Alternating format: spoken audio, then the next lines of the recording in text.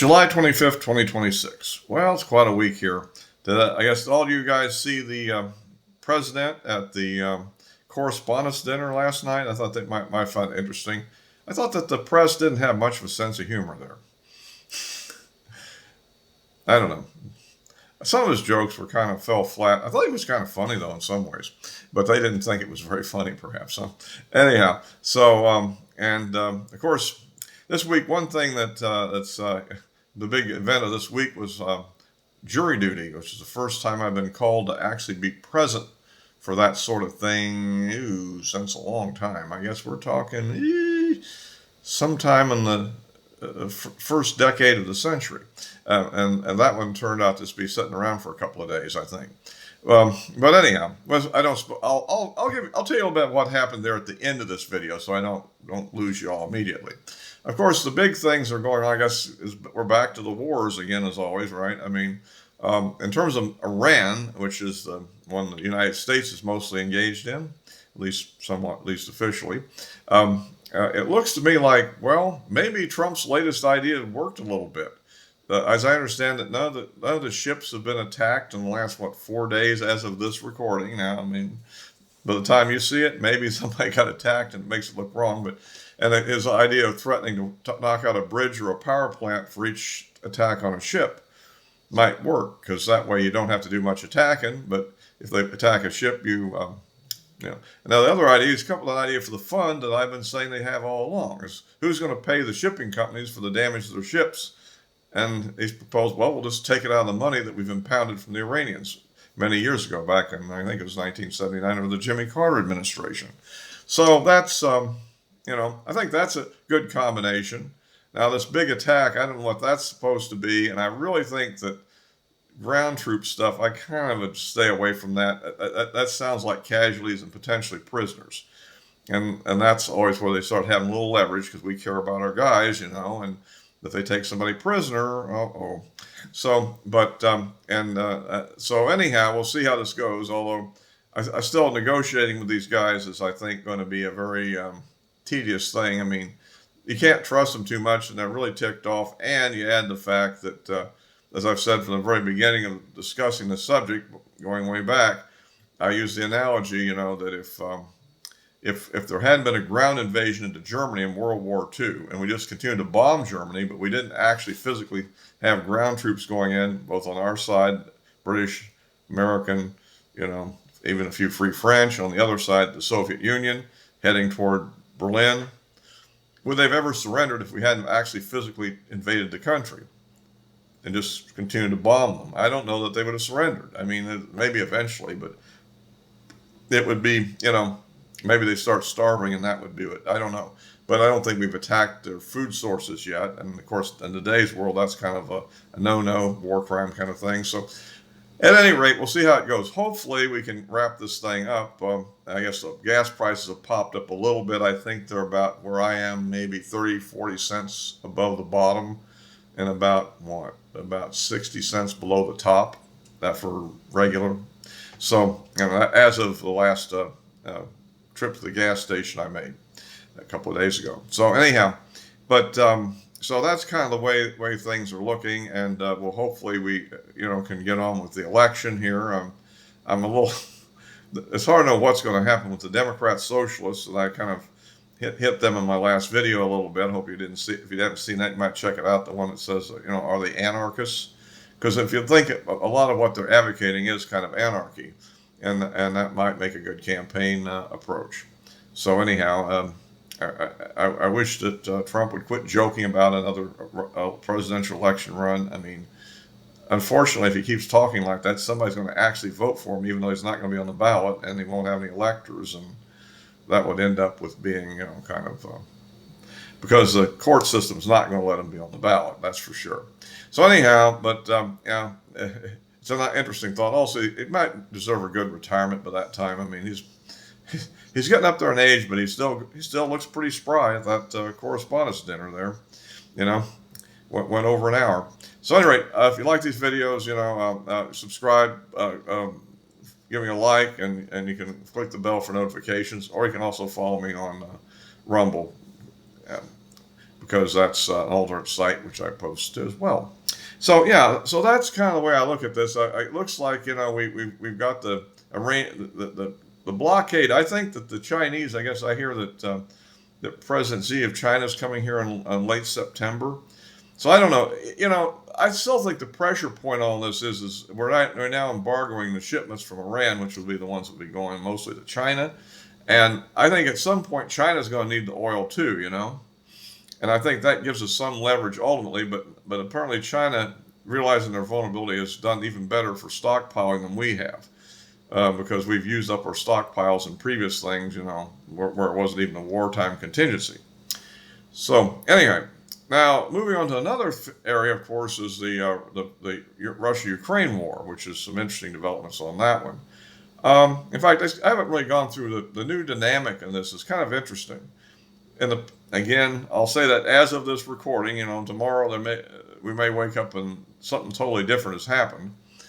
But what I'm looking at on that is that certain trends are kind of noticeable. One is that the number of Russian vehicles that are being used in these attacks have gone down considerably. Where the Ukrainians, mix them up there, Ukrainians are continuing to launch massive drone attacks against Russia. But the number that Russia's using is generally falling off to maybe 100 a day. A big day might be 200, but, sometimes even below 100. And it's a mixture of missiles and drones. It looks to me like that the Ukrainian air defenses have been so depleted that the Russians don't really see the need to really send that many in. Plus, the old drones from the Iranian design are so slow that apparently the anti-drone drones chew them up. So now Russia's made some new generation drones that are a lot faster. And so apparently that's what they're actually using in the attacks now, mostly, other than I'd say maybe the attacks on the gasoline stations, because, that's been an ongoing trend for some time now, to just attacking isolated gasoline stations and go into the drone and blow it up. And there you don't need a really fast or sophisticated drone, because nobody has any real defenses at each isolated along a road gasoline station. That becomes almost impractical. And so on the Russian side, there's also the use of missiles. But what we're seeing also is there's almost no deep strikes into western Ukraine anymore by the Russians. In other words, if you go past Kyiv, and maybe obviously somewhat past there, but basically the deep stuff near the Polish border, I haven't seen that for some time. Now maybe that's a consequence of the whitelist thing on the Starlink. Maybe they were using pirated Starlink terminals to do that. Although I wasn't sure that was. I don't know. That's a good question. Why that's totally disappeared? There was a period where they had put communication devices into Belarus, and they were guiding drones along the Belarus border inside of Ukraine, and then hitting things in the west.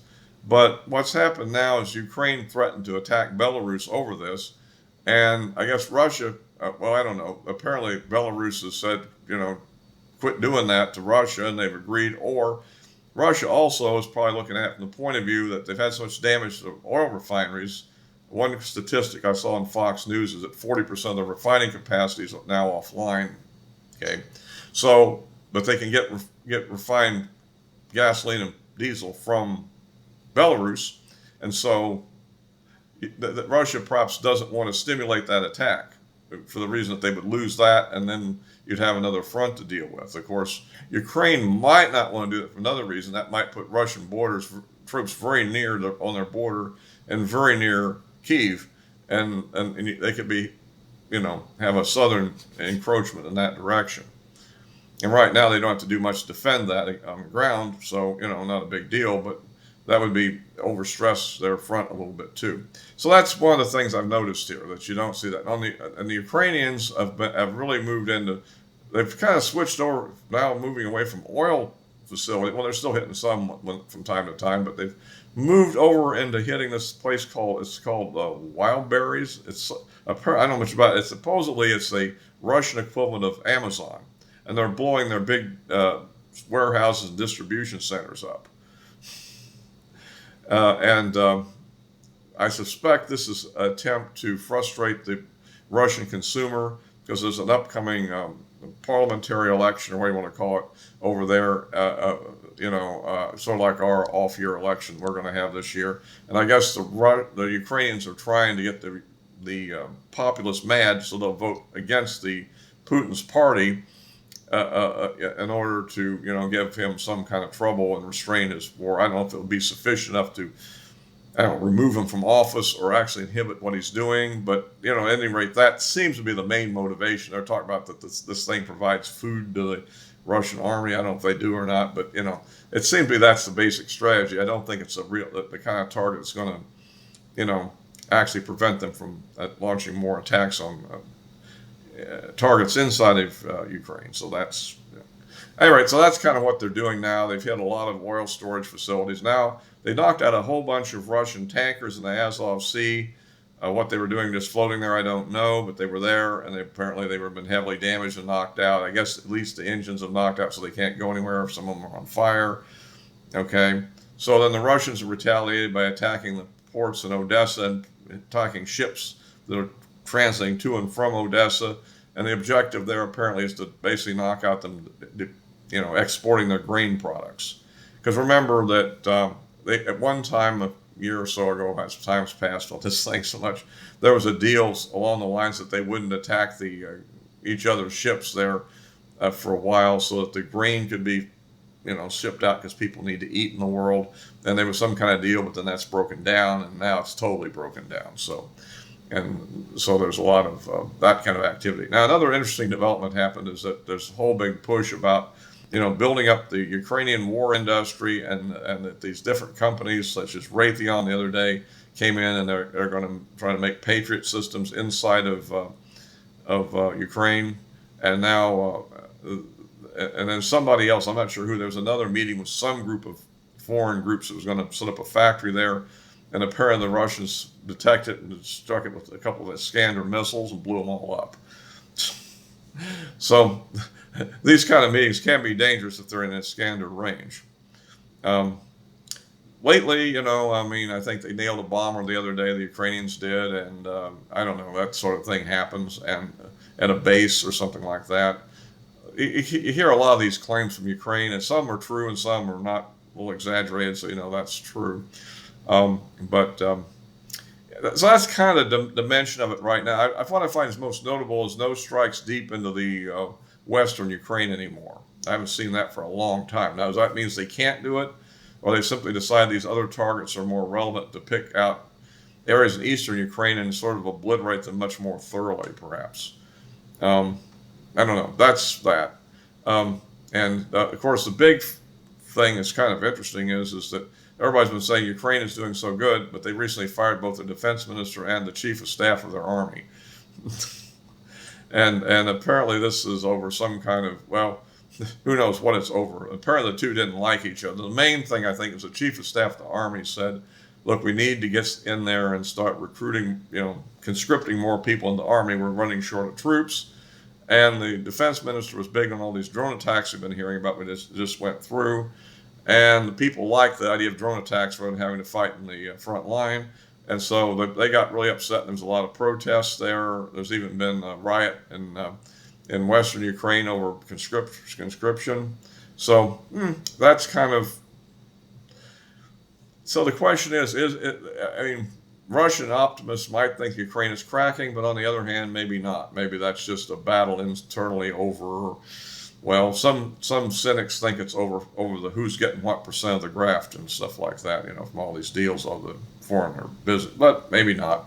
Hard to know. But that's kind of the state of the play right now. Otherwise, Russia seems to be continuing to make advances on the ground war, and in fact, even the areas where in the Zaporizhzhia area where they've been losing. Let's say back in April and May, they seem to have turned that around at the moment. Now they're back on the offensive there. Maybe the Russians are saving their offensive for the period leading up to this election, so that they look like they got some successes. And the other thing to consider is that Ukraine is making a big deal. Zelensky's making a big deal that Russia is going to conscript like 500,000, mobilize 500,000 reservists after the election. although that may not be true. That may just be something he's saying to try to influence the election, because probably people don't want to be mobilized. Maybe, I can understand. So anyhow, that's kind of the state of that. I always find it interesting to follow what's going on there. So far, massive escalation of the scary type hasn't, that I've talked about before, doesn't seem to be in the offing at the moment. I mean, so that's about that. Oh well, wrapping this up here. I mentioned the jury duty thing. I stick that at the end, so if everybody's bored, they won't even have to listen to this. But if they do, it's interesting. I thought it was interesting anyhow. But anyhow, the system where I am, they had a deal. It's actually sent you a card in the mail, and you had to get on, and it's like through email and text messages. And I was kind of hoping to be just like last time and wouldn't have to go down there.